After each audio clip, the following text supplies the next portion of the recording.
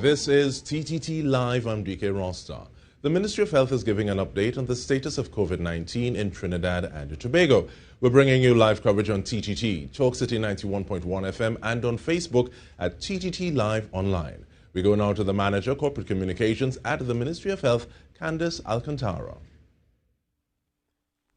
Good morning, everyone. I am pleased to welcome you to another Ministry of Health virtual media conference where we provide the latest information on the Ministry's COVID-19 measures and all ongoing efforts to safeguard the health of our nation. Today we have with us the Honorable Terence Dayal Singh, Minister of Health, Dr. Miriam Abdul Richards, Principal Medical Officer of Institutions at the Ministry, and Mr. Davlin Thomas, Chief Executive Officer of the North Central Regional Health Authority. I'm Candice Alcantara, Manager Corporate Communication and your moderator this morning. Today is Wednesday, 7th of April, and it's World Health Day. The theme for this year is Building a Fairer, Healthier World, which is quite apt considering the international developments related to COVID-19. And now I invite the Minister of Health, who received his vaccine yesterday, his COVID-19 vaccine yesterday, to begin this morning with his opening presentation.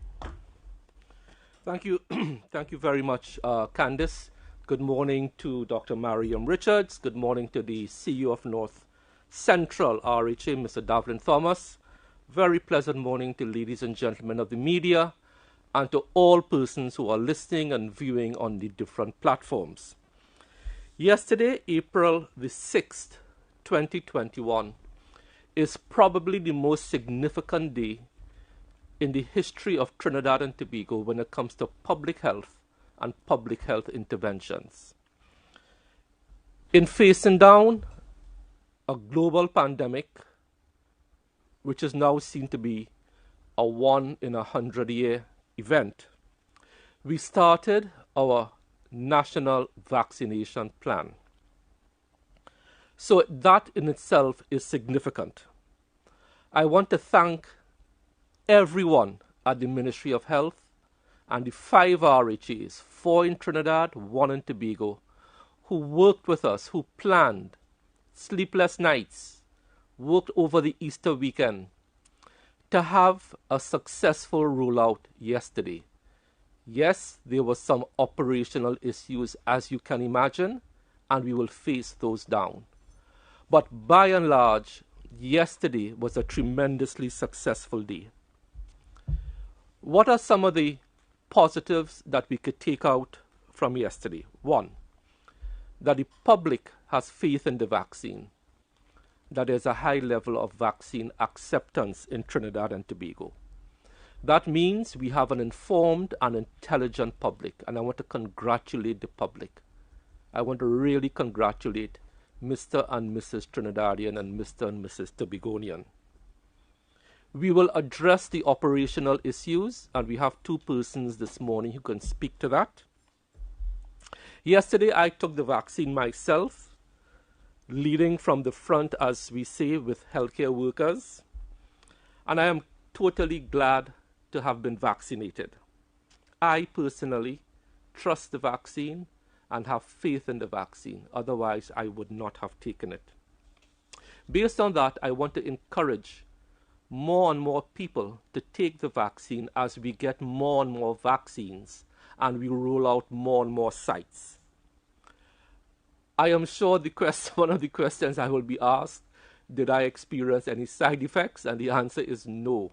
For whatever reason, I don't know. I had no fever, no headache, nothing. I spent a comfortable night. I have no pain in my injection site. So I am perfectly fine, but we do know some people experience some minor side effects, and that is not to be minimized.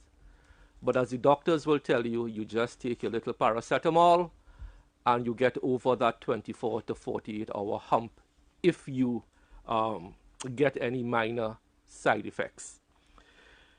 So far, we have administered over 2,000 vaccines, including yesterday, and I will give you the breakdown now, plus what we started with healthcare workers. And so far, in our sort of analysis of the trends, so far with those 2,000, we have not noticed any adverse effects. There have been some side effects, but no adverse effects.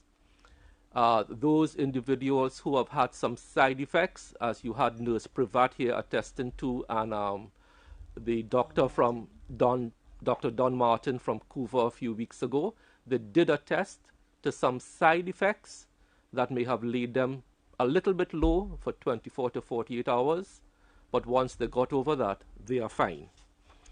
At this point in time, I would like to give you the breakdown of the numbers across the 5 RHAs that we administered yesterday. At Northwest RHA, we administered 80. And let me just remind the public, within the next week or so, we'll be bringing on 3 more sites under the Northwest RHA. NCRHA, and Mr. Davlin Thomas is here, they administered 280. Southwest RHA, which is a very populous area, 471. ERHA, 171. And TRHA, 151. These are the figures as of 6 p.m. yesterday, giving you a grand total of 1,153. So the initial target that I was hoping to achieve by the end of the first week of 1,000, we made it on the first day, and I hope we continue with these numbers and actually even do better. So we have done 1,153 vaccinations yesterday across the 5 RHAs. So we have met our target and even beaten it by about just over 10%. So that's a good sign.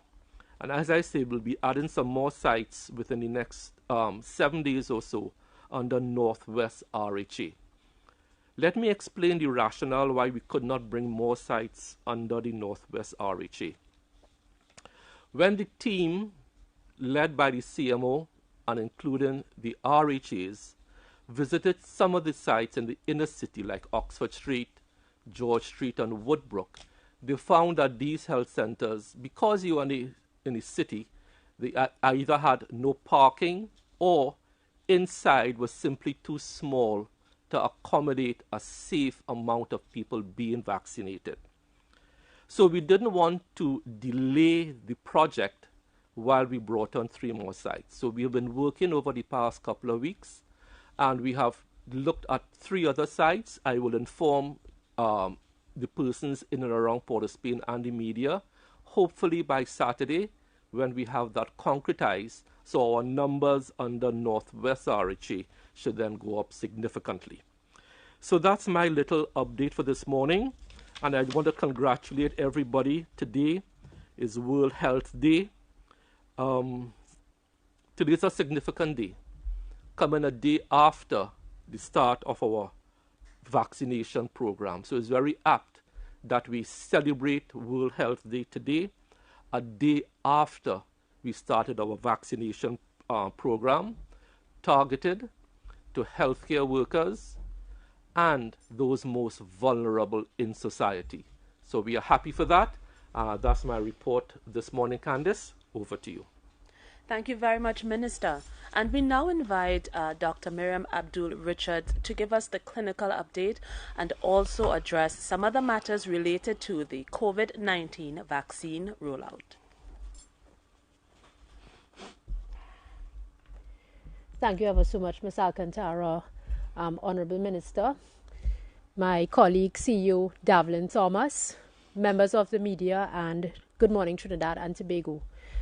This morning, I'd like to provide the clinical status update, an update on the repatriation process, as well as a summary of the current epidemiological clusters and the rolling average as per week 13, which is accurate up until week 13 of the report.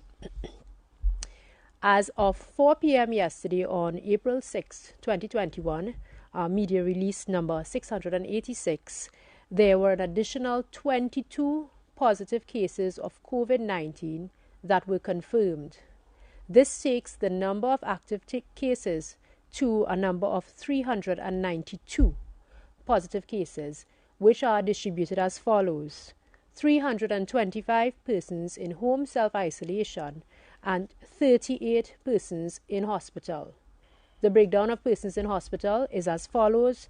At the Cora facility, there are currently 8 COVID positive cases.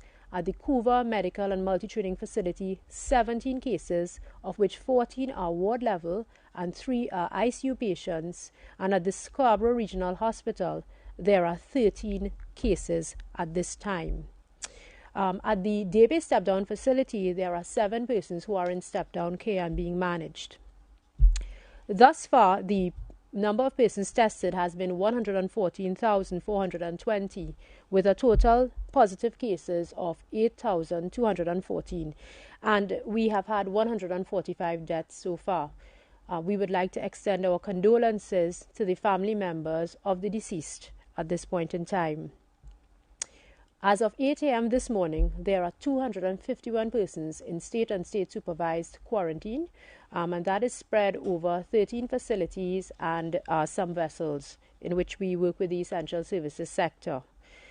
On April 8, which is tomorrow, we have an upcoming repatriation exercise, and thus far as of this morning, there were 120 ticketed persons.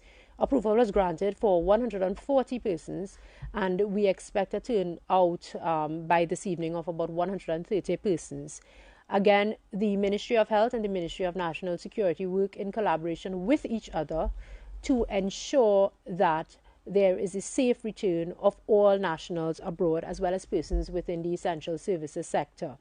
We have 3 more upcoming repatriation exercises within the next 2 weeks from Canada, Toronto, Canada to be exact, from Barbados, and from Miami, USA, with an average number of persons of about 140 per flight. I would really like to recognize the efforts of all concerned in terms of the logistics and the exemption process for the repatriation of returning nationals. We are trying to ensure the safe return of our nationals, and we would like to thank all nationals and their families for their patience. I'd like to now speak about the trends that we have noticed between the beginning of January and this week. And let's start with the hospital occupancy levels. We have seen the hospital occupancy levels increase from week 1 or the first week in January from 2% to this week where we have increased up to 13%. That increase really started around week 11, which was about 3 weeks ago, when we noted an increased number of cases that has been consistent over the last 3 weeks or so. Also, the rolling average number of cases was approximately 3 at the beginning of the year and held constant till about 3 weeks ago. As of this week, the rolling average has increased tenfold from 3 to 30. And when I speak about that term rolling average, I'm referring to the average number of cases per day, which is collated on a daily basis by our epidemiology department. The overall spread or transmission of the COVID-19 virus has been mapped by our epidemiology and our GIS department. And what we've noted over the last 3 weeks is a shift in the transmission of cases from the central and south region now into the east-west corridor.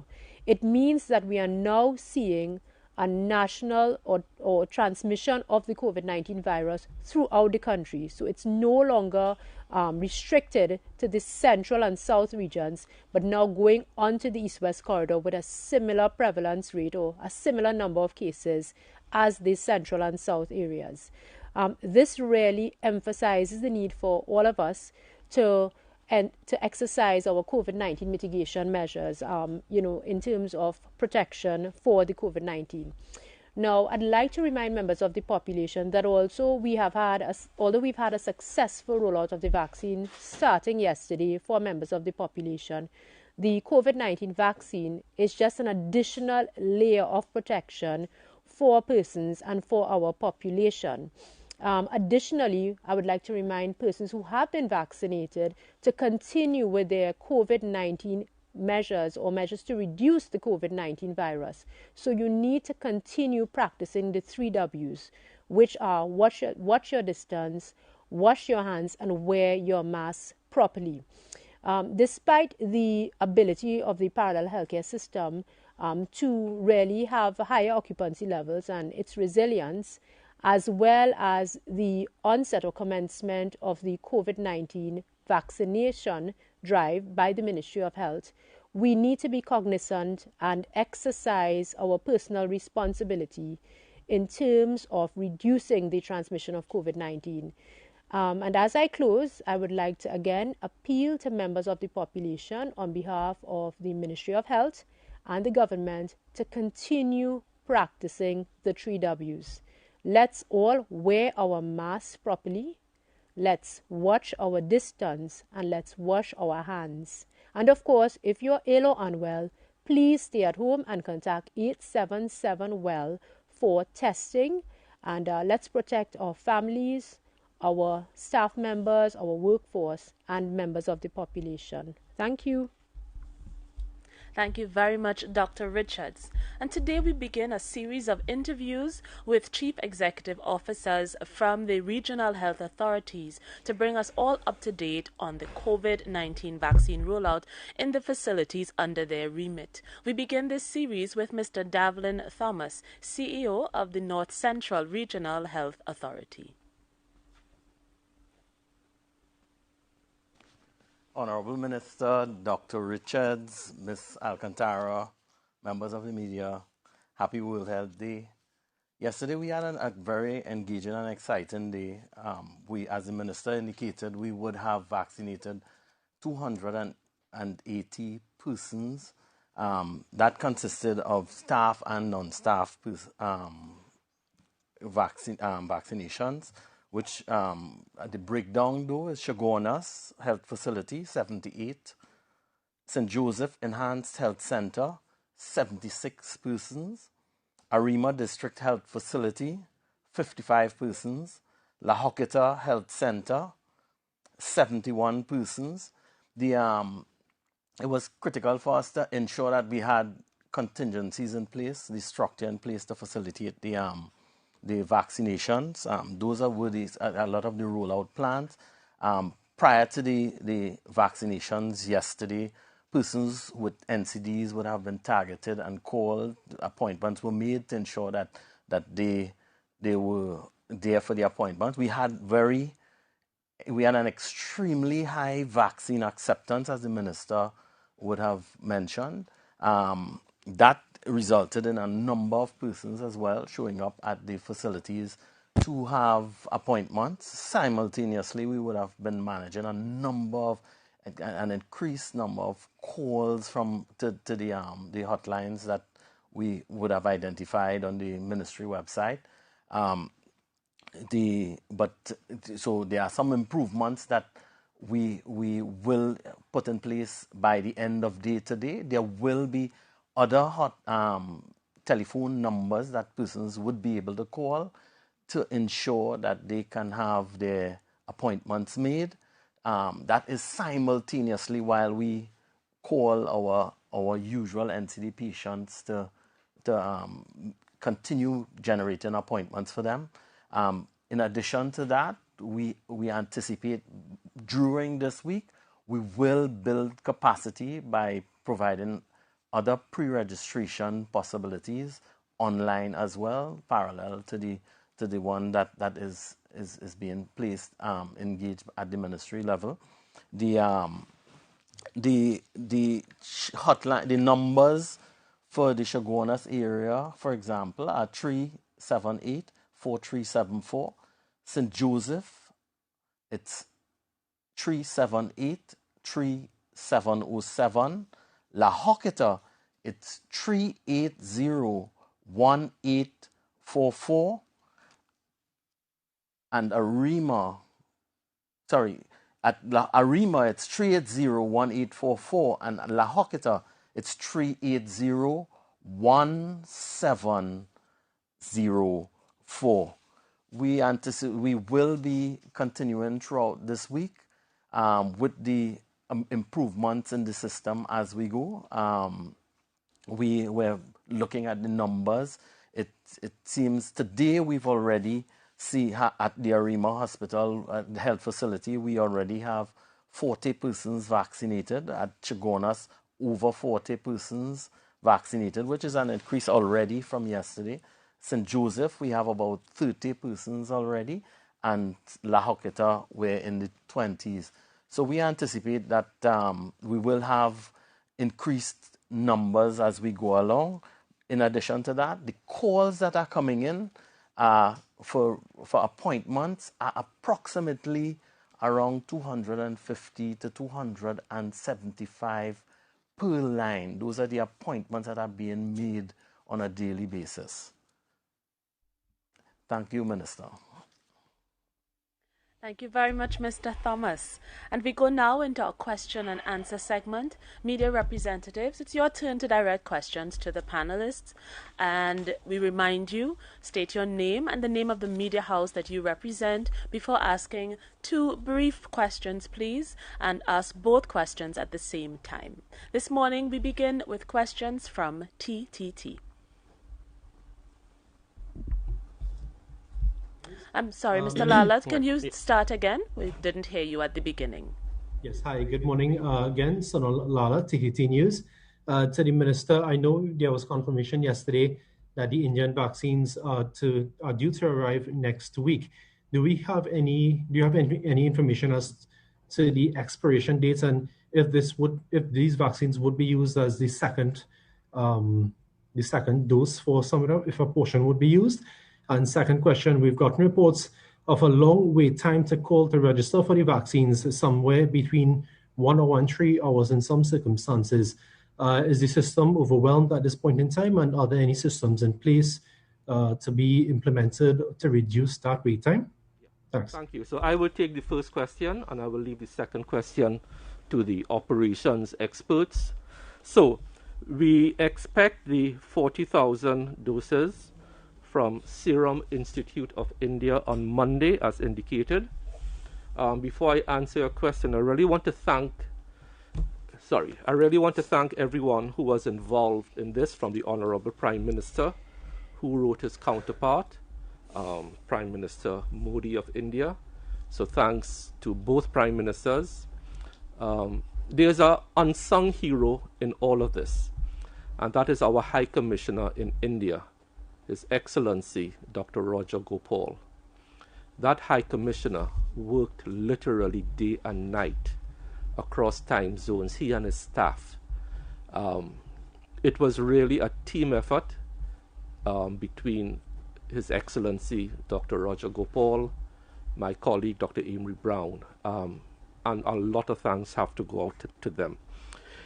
Yes, to answer your question, we do not yet know the expiry date, and that is why we can't make any firm decision as yet as to its usage.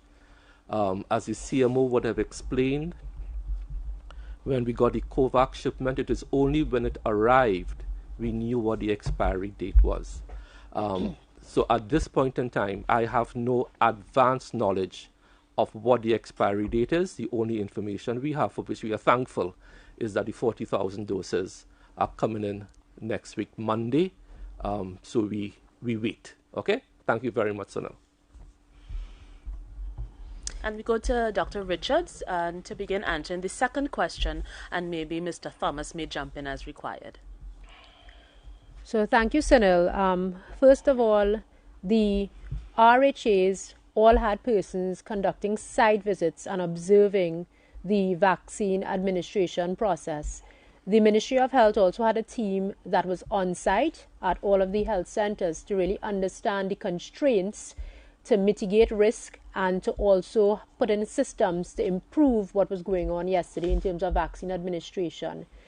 The long waiting times has been identified as a challenge, more so in some RHAs than others, and that's really due to really a high level of vaccine acceptance, which we look at as a positive out of the vaccine deployment process, and also based on the populations of the health of the particular RHAs. So, for example, RHAs with a high population density, such as the SWRHA, which covers close to 600,000 persons, obviously had a higher demand for the vaccines in terms of the call. calls. So yes, we have received concerns from members of the population regarding the time taken to reach the hotlines, and also regarding the persons who would have entered or gone into the health centers to make appointments themselves. Just to let you know about the high level of interest in this vaccine, Diego Martin Health Center alone had over 600 persons coming in to make appointments on a phased basis, of course, yesterday. So processes have already been instituted across all RHAs. The Northwest RHA, they have increased the number of lines to 5 lines, and they've increased staffing for persons to communicate with members of the population based on the appointment system and the expected wait time. At the Southwest RHA, they have gone from 4 lines to 8 lines as of this morning to really increase that sort of communication and the efficiency of the process.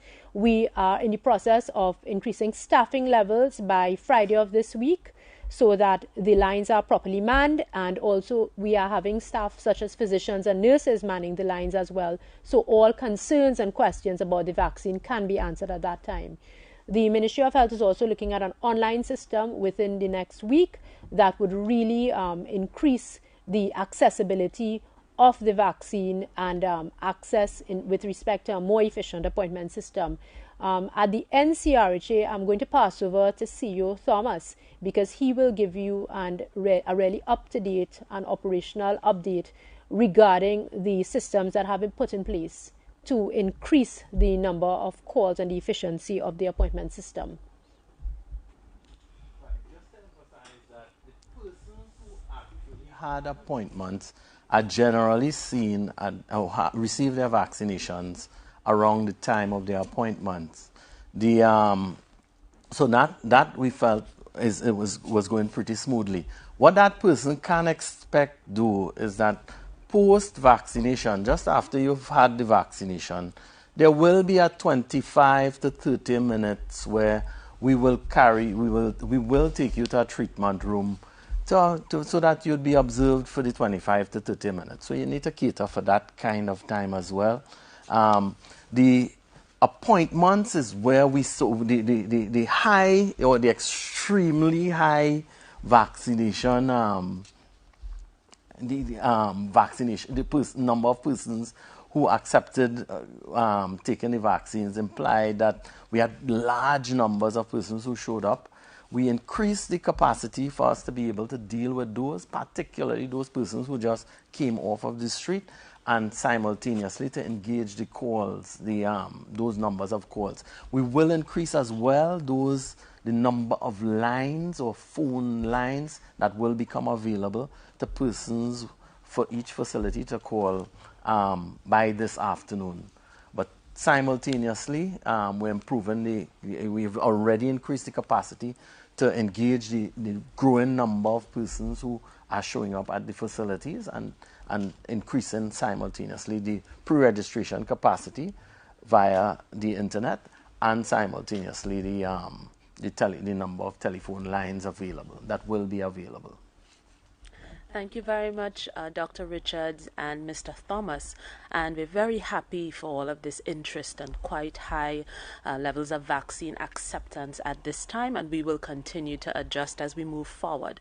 We go next to 98.1. And good morning to you, Ms. Alcantara, Minister Dayal Singh, Dr. Richards, and of course, Mr. Thomas. Stephen Cummings, 98.1 FM. My two questions, one for Dr. Richards and the other for Minister Dayal Singh. I'll start with Dr. Richards. Dr. Richards, you mentioned the virus taking on a different spread, moving from central Trinidad to the east-west corridor. And there is a concern as to whether we have capacity where bed space is concerned, because I know that traditionally there's always been the narrative of not enough beds, in certain areas. So that the question is, do we have that capacity in terms of bed space in anticipation of an overflow, if ever, God forbid that we get to that point.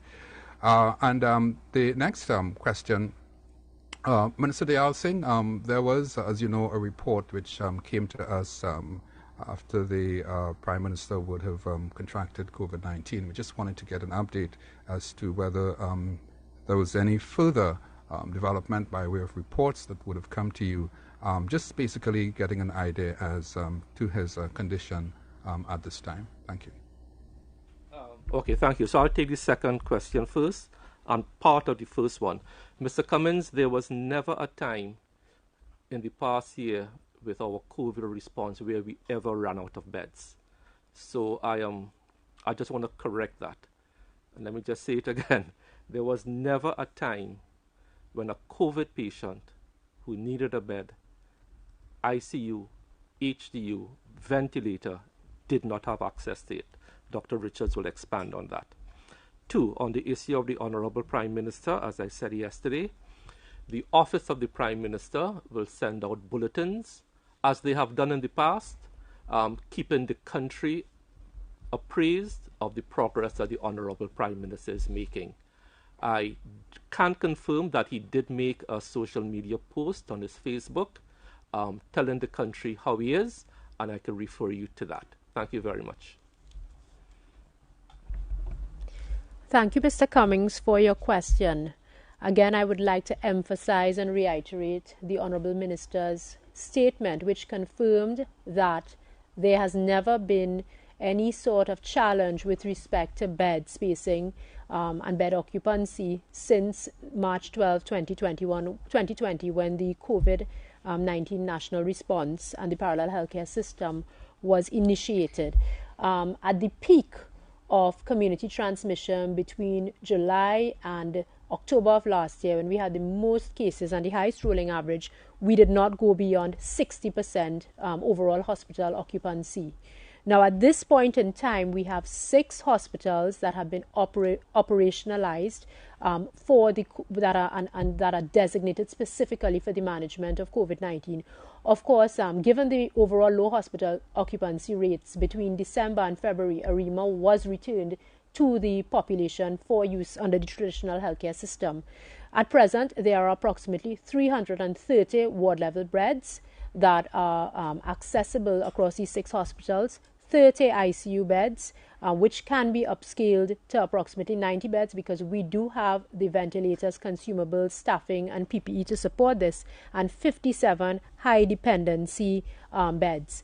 As far as step-down facilities are concerned, the Debe Academy has a bed capacity of approximately 90 for step-down patients, and there's a high level of interoperability that's been built into the parallel healthcare system.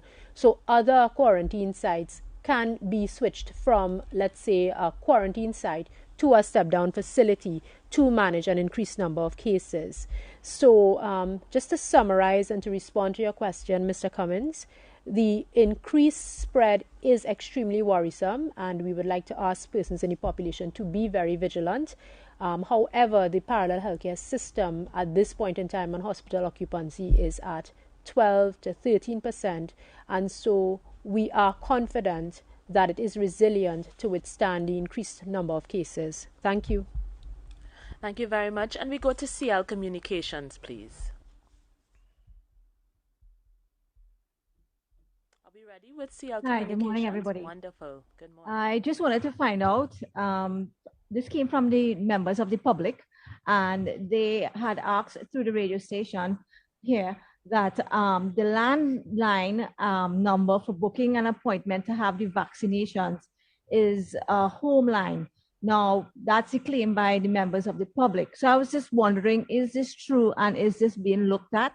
That's my first question. My second question is that there are temporary nurses who are going to be used to do the administering of the vaccinations. I was just wondering if the minister is aware of this and if any move is going to be made to change their contract to more permanent positions. Thank you. Okay, so I think that is a question, more a very good operational question. That do you have the number that people are claiming is a home line so we could assist? Without knowing the phone number you were speaking about, it is difficult to assist. But it is not our policy to have home numbers. It could be a number that is close to somebody's home. That's a possibility. But without you giving us the number, either offline or off camera, it's difficult to really respond to that.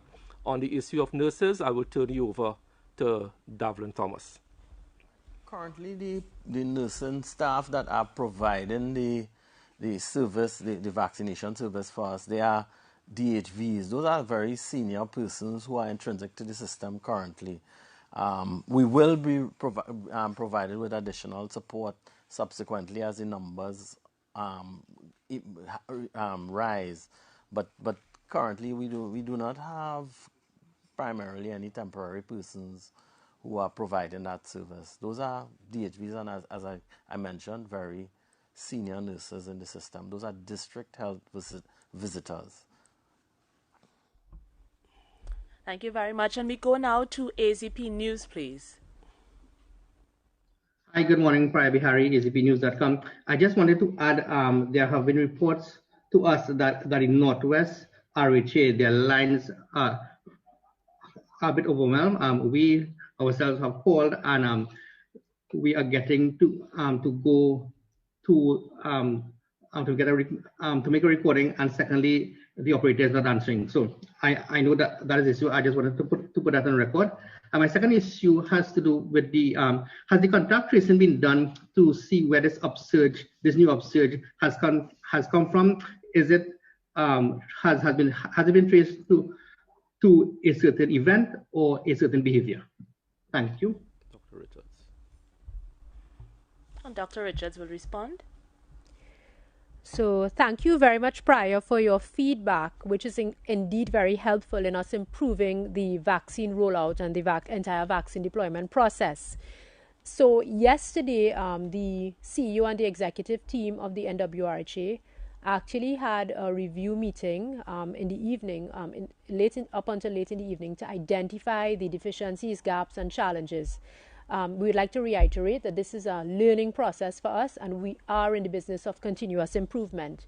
Subsequent to that, and based on feedback from staff members and from the population, we have additionally worked on having an additional 3 to 4 lines that have been instituted as of this morning.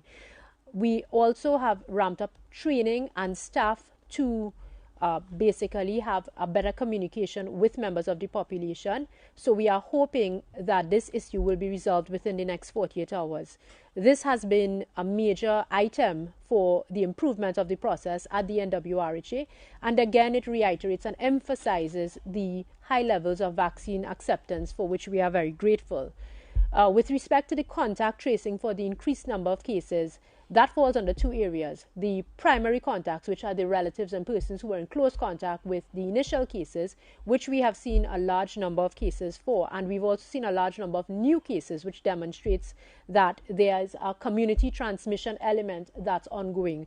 With respect to actually identifying any sort of event or any sort of actual behavior, we've really noticed a trend away from an actual site and actual event, so to say, to now generalize community transmission, which of course should be a sign and a marker to us to increase our vigilance in terms of practicing the 3 Ws. So thank you very much again, Priya, for that feedback, and we hope to see an improvement in the system within the next 48 hours.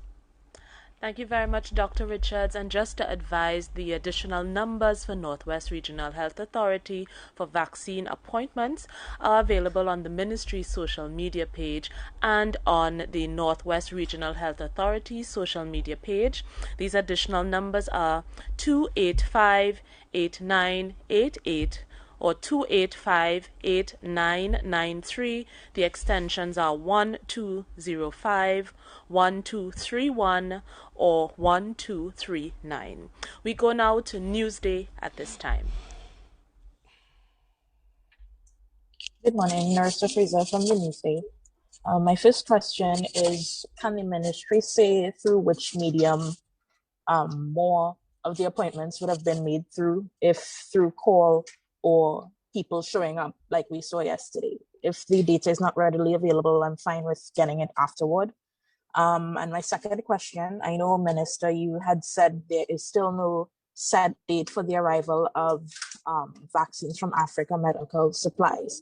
But I saw that Jamaica should be getting within the next 5 days. So I want to know if the talks have reached a point nearing setting some kind of date for that arrival for us. Yeah, thank you. So I will take the second question first, and then we go to Davlin for the first one. So we are in daily contact with the African Medicine Council platform. We have asked them repeatedly for their sales contract because we cannot pay for vaccines until we have a sales contract based on a firm quotation. I checked up to this morning with the team managing that, and we have yet to receive the actual sales contract or firm quotation from African Medical Council platform. Thank you. Thank you. We go to Mr. Thomas now, please, for a response to the first question. Well, we actually are, the appointments that we've had for pre-registrations of NCD patients and staff would have been under 100 persons per day. The average numbers of persons who call or show up are over 300, just to answer the question directly. So there are over 350 persons daily who actually show up or call, and simultaneously the number of persons who basically have appointments per day are between 75 persons to 100 persons. Thank you very much, CEO. We go now to CNC3.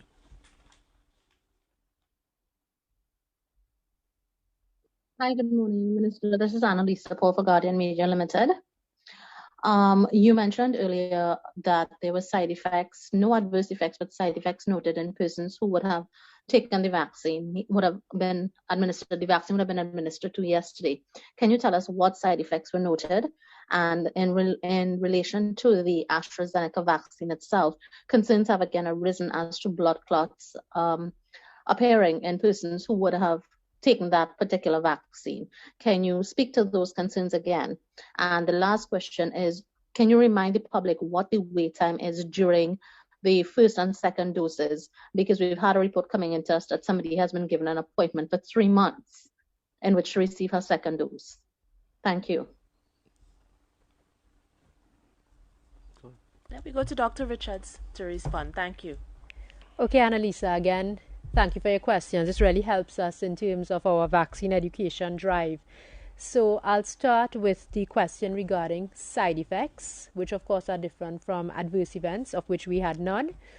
These side effects of the COVID-19 vaccine really are similar to any other vaccine, and the sort of side effects that we would have had with persons when we did some monitoring would have been, for example, body pains, a little bit of tiredness, malaise, or just general symptoms of the early onset of a virus.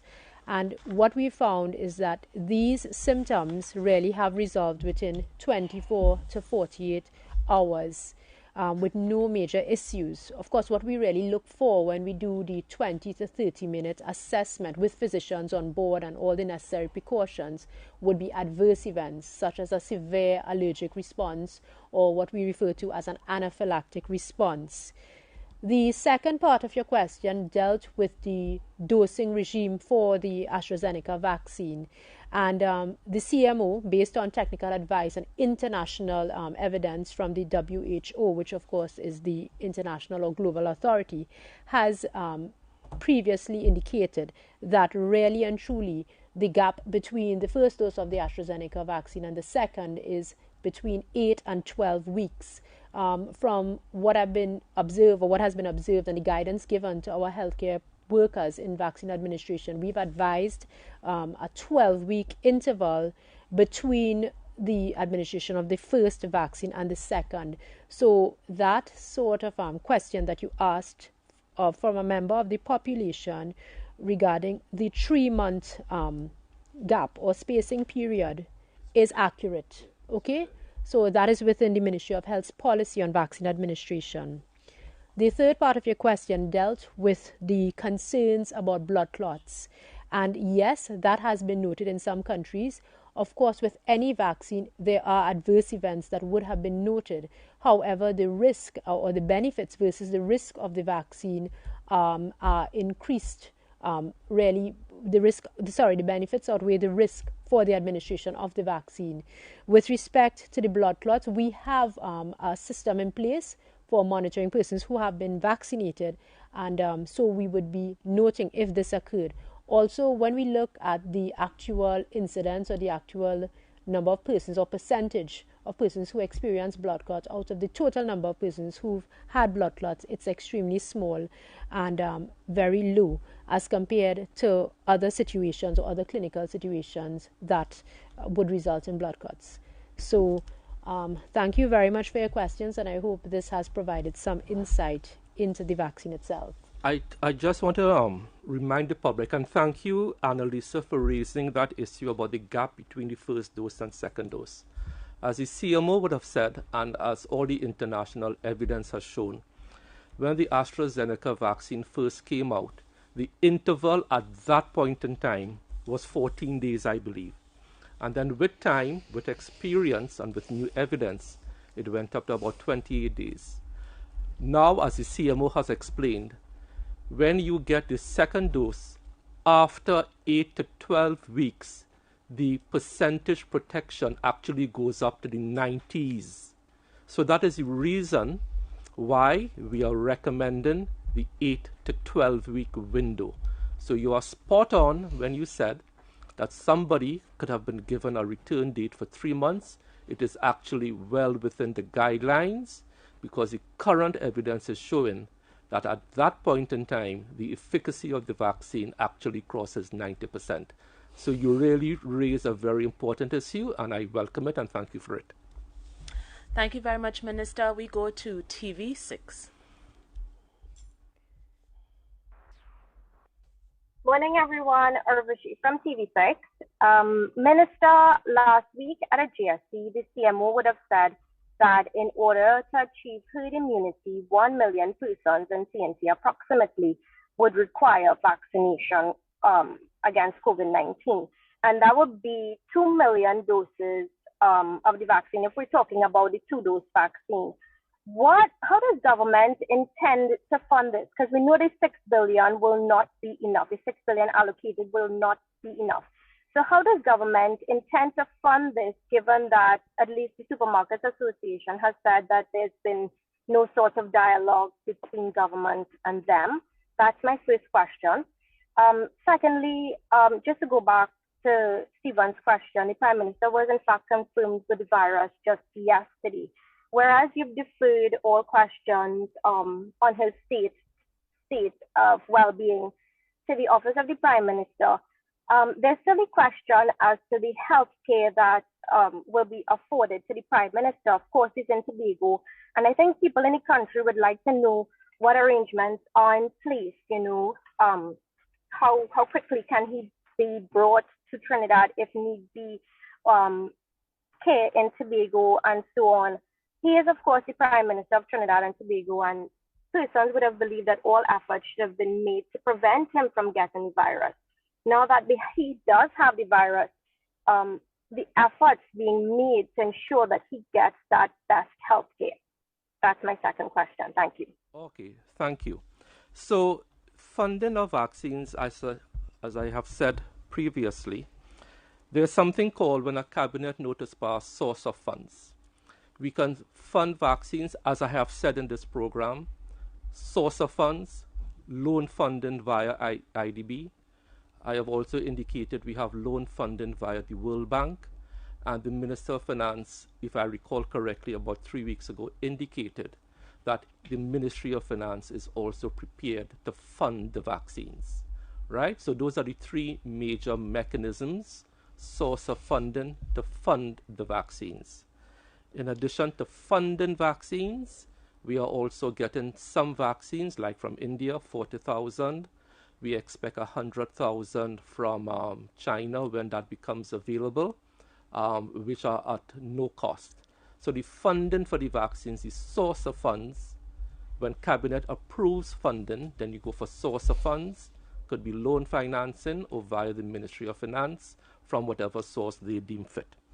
On the issue of the Supermarket Association of Trinidad and Tobago, we are drafting a letter to the private sector.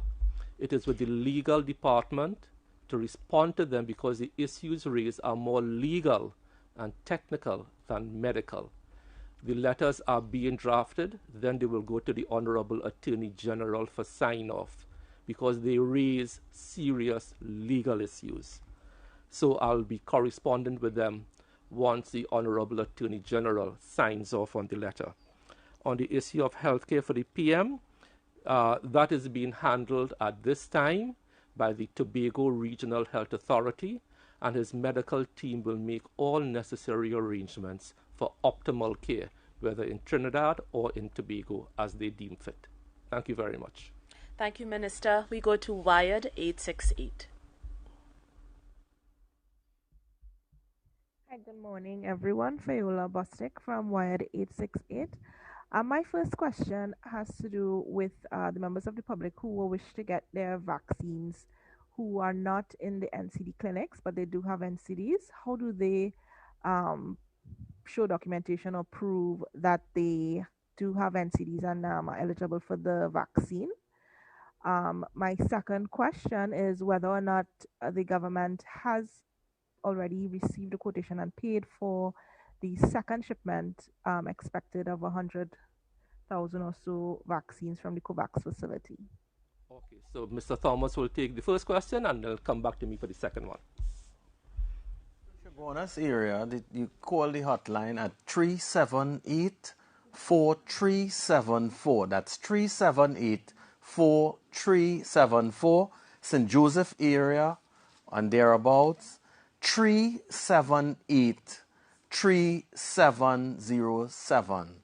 The Arima area and thereabouts, 380-1844, and for the La Joquita area, 380-1704.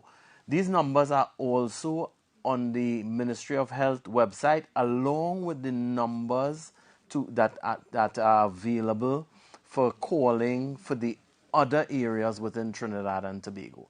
So make the call, make your appointments. Thank you very much, Mr. Thomas. We go to Dr. Richard just to give some additional information and then to Minister, please.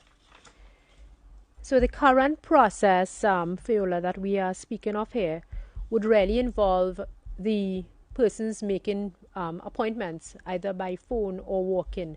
And during the clinical assessment, which is done prior to the administration of the vaccine, we would confirm, the clinicians and nurses, that is, if this person has a non-communicable disease or a chronic disease as per the Ministry of Health guidelines. What I can say is that the reports yesterday, which we were following at the Ministry, of the 1,153 persons, all persons fit the criteria. So I have to commend members of the population for being very honest in terms of their risk factors and, again, for their high level of vaccine acceptance. Thank you.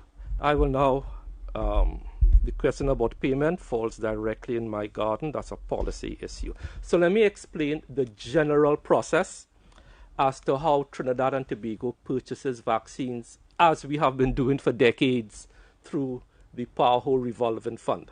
Okay, the first step is for PAHO to send us what is called a price estimate, which is what the term implies. It's an estimate of the price, but it is not the exact price, and we cannot pay on a price estimate. After we get a price estimate, which alerts us to the ballpark figure, then we have to get a quotation. It is only when we receive the actual quotation, which the price is now cast in stone, then we make a payment. So price estimate, we get a quotation. Once we get the quotation, we send the funds to the central bank. The central bank then sends the funds to the PAHO revolving fund. And then it is shipped. In the first tranche, we got the price estimate on a particular Friday.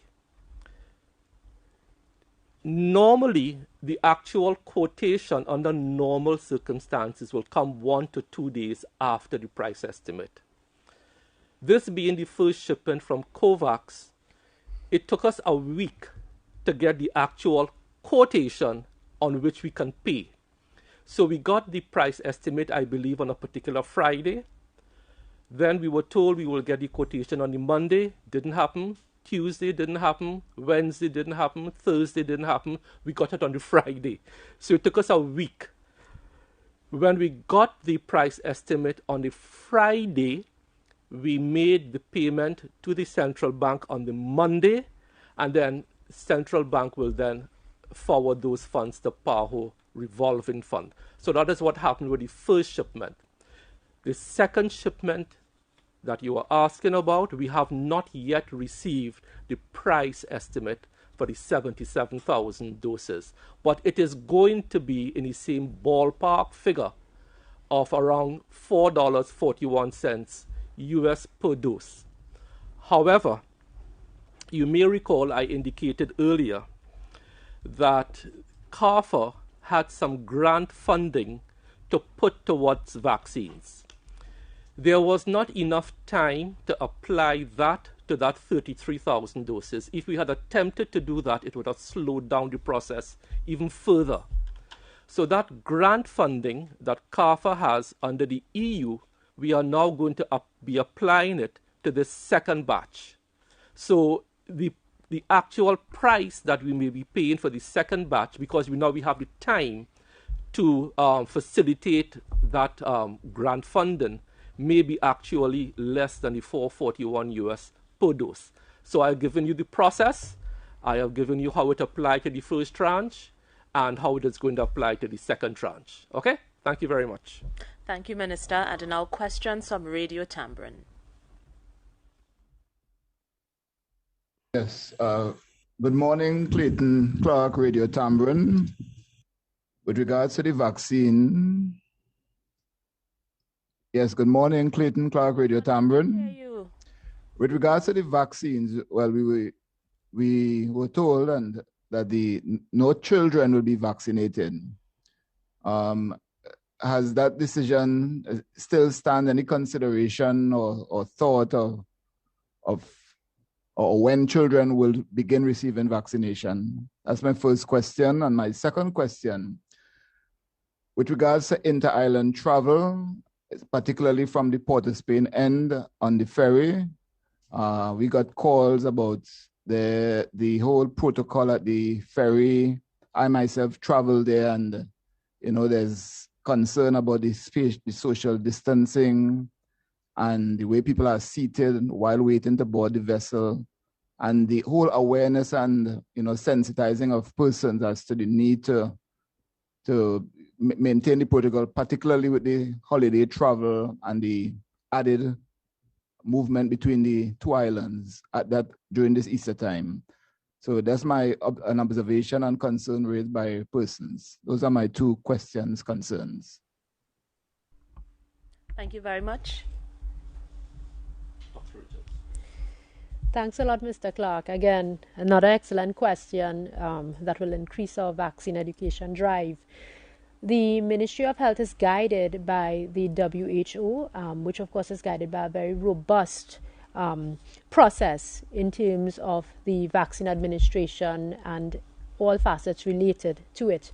At present, there have been no conclusive studies regarding the impact of vaccination for children.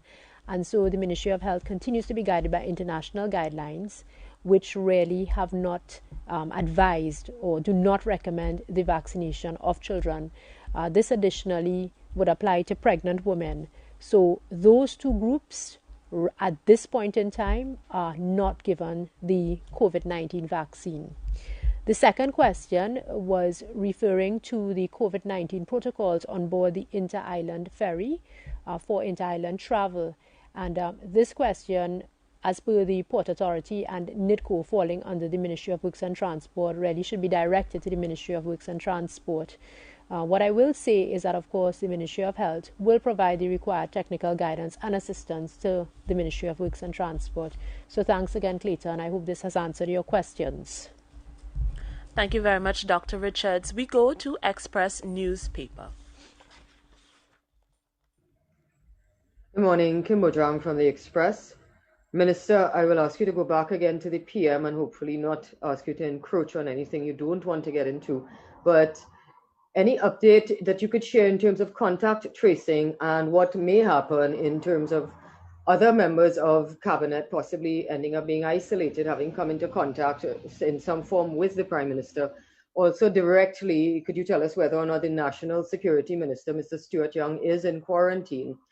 Secondly, if maybe Dr. Abdul Richards could take this, while we checked around health centers yesterday on how the rollout of the vaccines was going, a lot of health centers, including, for instance, in Chaguanas, told us that they've seen a significant increase in people seeking testing from February to now, possibly because the figures are showing a rise and perhaps the citizens are being careful about checking on themselves if they experience any symptoms. So can you tell us if that trend is happening all around the country, more people wanting to get tested? Thank you. Thank you, Kim, and I'll take your first question. So as per protocol, any person who is COVID positive, the contact tracing kicks in, whether it's the Prime Minister or anybody else, and the contact tracing will disclose to the contact tracers who needs to be tested or isolated or quarantined. I could tell you up to yesterday, Minister Young chaired the FNGP meeting and he was not in quarantine. I have no further additional information to share at this particular time. Thank you very much. We go now to 98.1, please, for an additional question.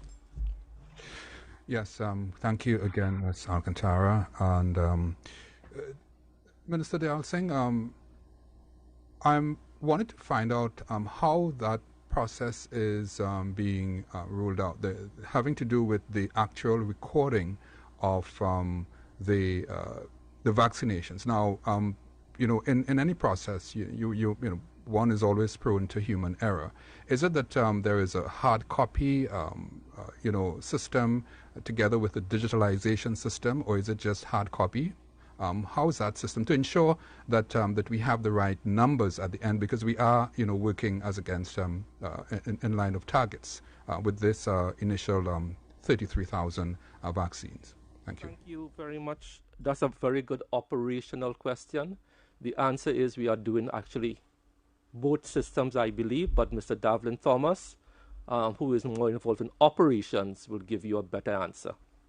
So currently we're utilizing two systems, parallel systems. One is the manual system where we're taking that information and logging the information of each person, but simultaneously we are using a digitalized, computerized system that is centralized as well, so that all the data is accumulated by the Ministry of Health as well, simultaneously.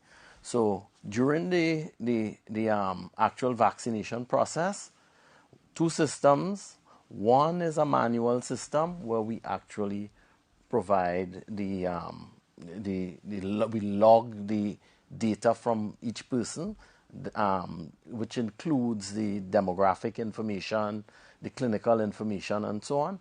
And simultaneously, there's the digitalized, computerized system, which as well is backed up both by the ministry and on-site by the NCRHA and the other RHAs.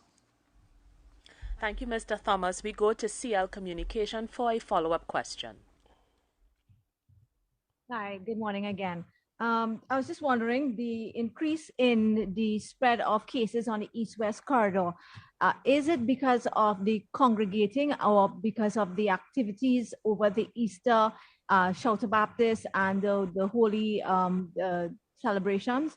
I was just wondering what was the reason behind the increase in cases, and if in fact you all were able to pinpoint such. Thank you. Yes, Dr. Richards. Yes, Ms. Singh. Again, what we've noted was that this increase in cases on the East-West corridor actually occurred prior to the Spiritual Baptist holiday. And what we're noticing really is an increase in community transmission. And so it can be linked just to a general commingling or mixing of persons with the virus. I'd like to really emphasize that approximately 81% of persons with COVID-19 are either asymptomatic, meaning they have no symptoms, or very mild symptoms. So these persons, we would commingle with them, we would interact with them socially or at the workplace, and that's really what is fueling the spread. With this in mind, we continue to advise members of the population to really practice all the precautions to reduce the spread of COVID-19, such as the proper wearing of masks and social distancing, and of course sanitization and washing your hands. Thank you, Dr. Richards. And our question from TV6. Thank you again. Minister, as it relates to the second vaccination, that's the second dose, last week you said that 2 weeks isn't a bad place. Now we're being told that 3 months is a good place. What happens if the India donation expected on Monday expires 7 weeks, just as COVAX did? Thank you. So, thank you. So, Urvashi, I really can't remember. And that is why I always stick to policy and let the experts talk on operations and technical matters. I remember the CMO saying distinctly that the CMO, not me, I repeated it this morning.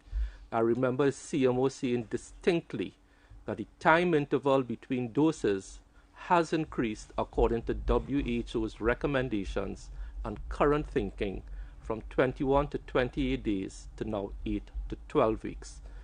And I just repeated what the CMO said this morning. Let's not get ahead of ourselves too much. Let's wait until Monday, as I said before, to see what the expiry date is before we make firm decisions. Once we know that, then we could come to the population and come to the media and say, the expiry date is X, and because of that, the policy now moving forward will be Y. Okay? Thank you very much. Thank you, Minister. And quickly to Wired 868. Hi, good morning once again. Just a question about persons who already have a history of blood clotting issues, embolisms or deep vein thrombosis or anything like that. Are they still advised to take the vaccine? So I'll take this question, and what we have recommended is that these persons assessed on a case-by-case basis, because of course there are several causes of blood and blood clots. Some are really chronic or long-term in nature, and some may have been acute or a one-off event. Some may actually be even a side effect of medication that a person may be using. As such, an assessment will be done by the physician and especially by their specialist, with a recommendation then being passed on to the vaccine administration team. I would like to reiterate and to emphasize that at the Ministry of Health, we are concerned about safety, not necessarily expediency, and these patients and persons will be assessed by their physicians. So thanks again, great question. Thank you, Dr. Richards. And a quick final question from AZP News. Hi, morning again, Prior AZP News. Minister, yesterday after you got your vaccine, you drove out of the health center on your own. Some people are asking whether they should get some support when they go to get the vaccine, or if it's okay, to go by themselves. I don't know what is the medical advice on that. Thank you. Dr. Richards will take that question. So when it comes to medical advice, I will turn you over to the doctor. At the health centers, we have a robust system for the observation or clinical observation of persons, and of course we are available to answer any questions that they would have. For persons who have mobility issues and so on, and the elderly, yes, of course, we would recommend that some sort of assisted transportation is provided by relatives.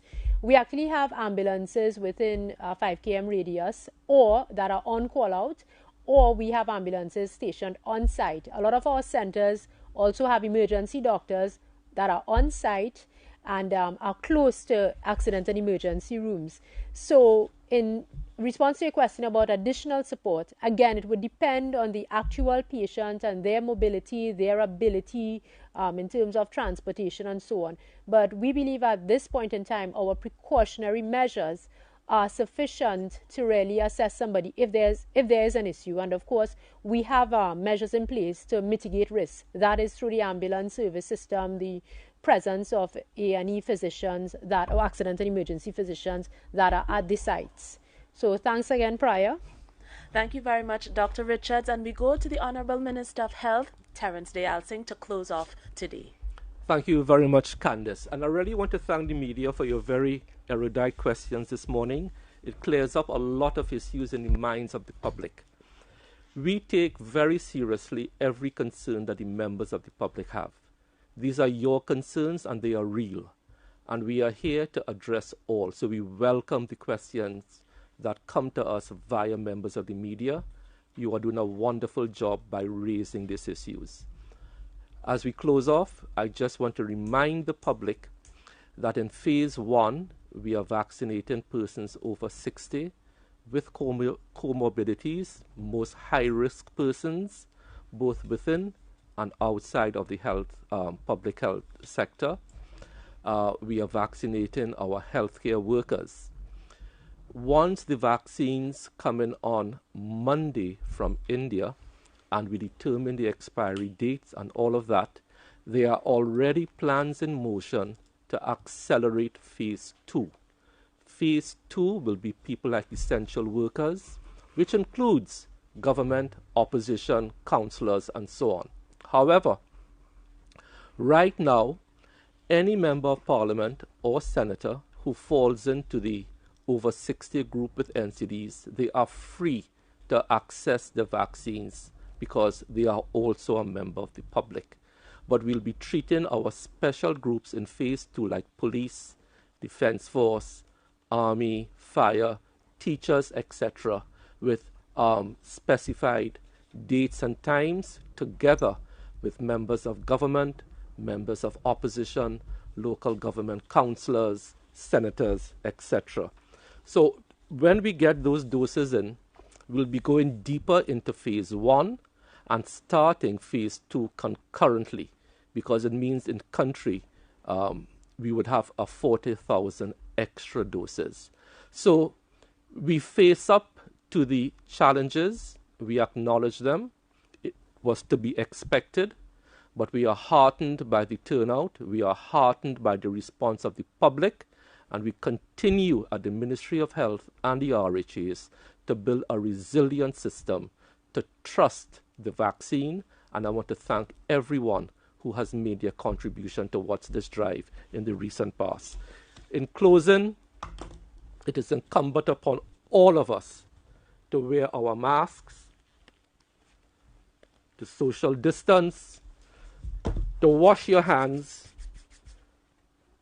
not to congregate as far as humanly possible, even in your home setting, by inviting friends and family, and stay home if you are ill. We need to go back to that way we were a month and a half ago, because having a daily rolling 7-day average of 30 cases per day is a place we don't want to be.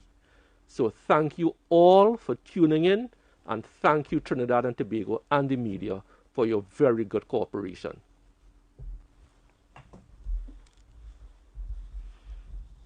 Thank you very much. We've come to the end. Have a good World Health Day, everyone.